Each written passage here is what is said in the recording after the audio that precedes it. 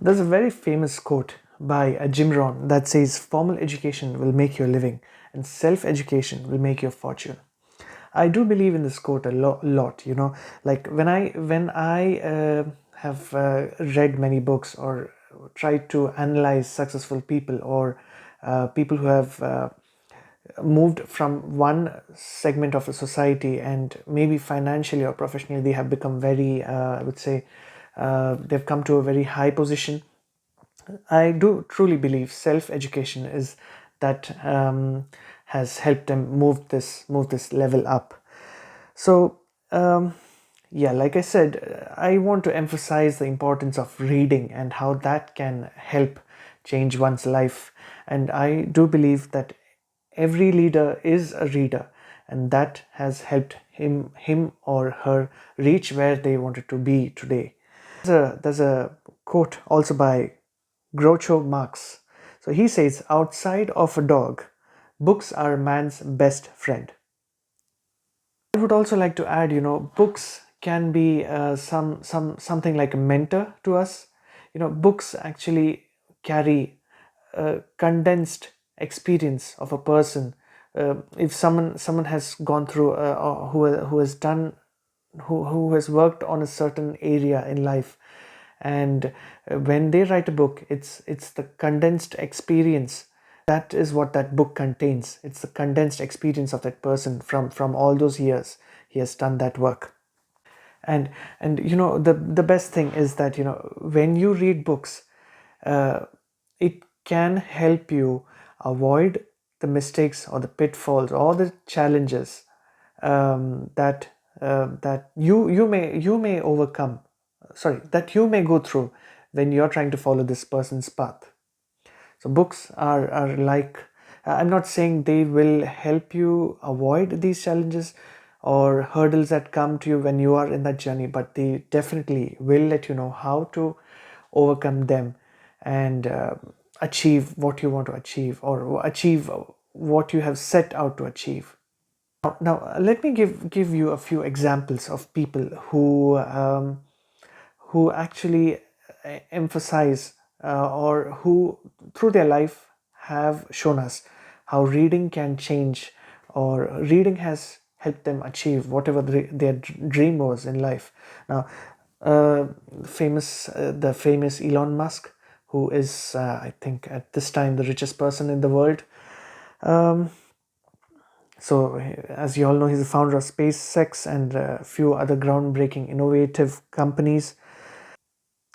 SpaceX, which was founded not long ago, designs, manufactures, and launches advanced spacecrafts.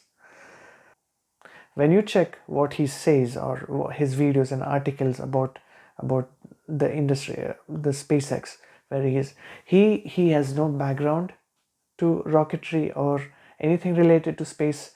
So all what he has done in that industry through his company SpaceX is from his knowledge he has gained through reading multiple number of books in that industry or in that subject.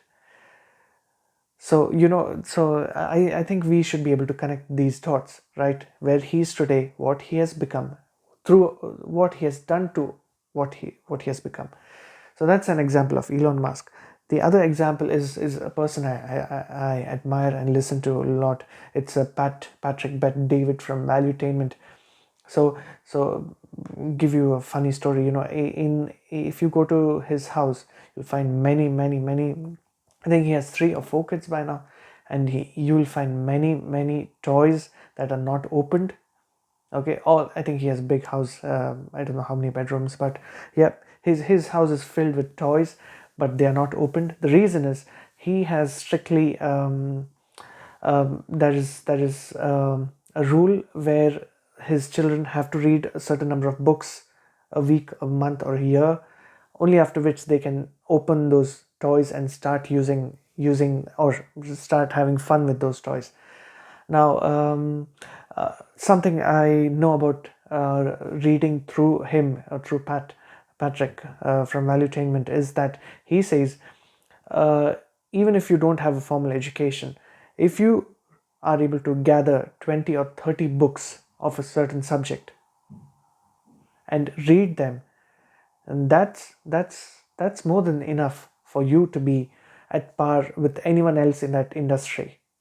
So I think there is the story where he was a college dropout, and he, through his self education, he was able to reach, he was able to crack the interview for one of the financial institutions. I'm not exactly sure which one, but yeah, that's what he says. Now, coming to another example, Bill Gates, who is also a very successful entrepreneur. Think Week that he does twice a year, where he is completely cut off from his daily activities in his personal or in his work life, and that 1 week is just dedicated on reading books that he has selected, or maybe come to know or curated through his contacts or network. So these 2 weeks are just to read books. I think that he kind of locks him. It's like an exile, and he reads them, and then he comes. Maybe that break gives him the new outlook. Microsoft gives him the outlook to a new outlook to life, and that's how I think he's able to do things we all know about. So reading may sound like something boring, and maybe something slow paced, and something really not relevant at this time when we have various, I would say, distractions, reels and TikTok and all that. But you also have blogs and other avenues where you could get some information about a certain subject. But I believe books are something in depth. The difference would be in terms of how you spend. Maybe a 5-minute walk is also a walk, but an hour's walk is completely different, and that changes your body completely and gives you the benefits walking should give you. The difference between books and anything else is I would like is that's the analogy, that's the comparison that comes to my mind.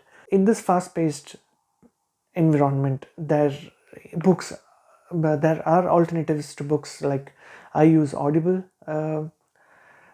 I should thank Audible a lot for the knowledge it has been able to give me from, I would say, more than a year now, where there's a monthly payment close to 10 euros or dollars that goes, and there's a book I can choose for free. I choose in exchange for the 10 euro through a credit, and that is one way I at least listen to books whenever I cannot read books.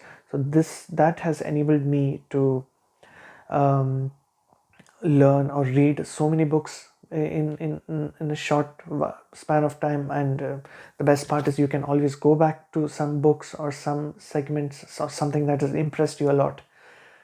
Audible, I use it when I drive, or when I maybe do anything else that does not require my complete attention. Maybe something physical, maybe a walk, just something that just requires my hands and legs. And if I can use my mind, I use it to listen to anything that's useful. Most of the times it's Audible, or the second option is a YouTube video that I can listen to, or podcast I can listen to. So that's how books, and the new format of how books are in. And also to add, sometimes it's always good to check if you hear of a book. It's always good to check in YouTube if there's sometimes I've seen things, the books that are in Audible, and I pay pay money, pay an amount, or get the credit, and I download it for the amount I that gets deducted from my account. But when I go to YouTube, I already see that book uploaded there.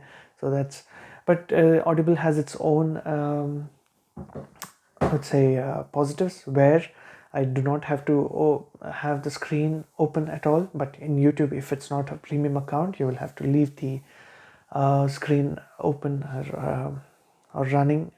And yeah, so Audible is a good option at this time for you to start with books. And I want to tell you, books and reading are the only thing that are going to help you to reach you where you want to go.